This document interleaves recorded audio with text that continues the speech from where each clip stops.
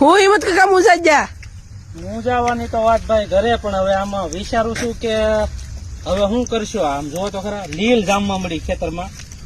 આ માંડવી કાઢવી કે ન કાઢવી, હવે નાખી દેવી, શું કરવું? આમ જો ખરા બધું આપજો પડી ગયું. આમ જુઓ જો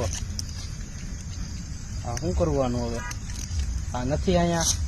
આ ઘણા કે વિડીયો જોઈ કે તમે બેહીને હવે ખૂટાવી લો. આમાં ક્યાં આ લીલ તો જોવો તમે, આ લીલમાં બેહું, આ લીલ થઈ ગઈ ખેતરમાં, આમાં બેહવું ક્યાંય મને કયો.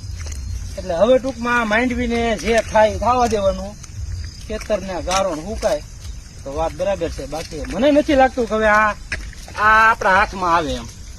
જો ખરા 15 દિવસ થયા, કેટલા 15 દિવસ ખેહી એને નથી હુકાતું, નથી. આ પાછો વરસાદ આવી ગયો એમ ને ખેતર વેચાણ જ છે, કઈ એમાં કઈ ફેર પડ્યો નથી ખેતરમાં. તકલીફ ઈ છે, મોજાવાનું ઈ છે ભાઈ કે આજે આ 4 મહિનાની મહેનત કરીને ઈ હવે હાવ હાથમાંથી રાતે દેખાય છે. બીજું કઈ નથી. વિડીયો તો ઠીક આપણે દેખાડીએ બધાને ઉતારી, પણ તકલીફ ઈ છે કે આ માંડવીમાં કઈ હવે આવશે નહીં એવું લાગે છે. લીલ થઈ ગઈ, બેહીને ખૂટાય એમને હલાય એમ નથી. માંડવી હામી દેખાય છે તો હાથમાંથી જાતી દેખાય.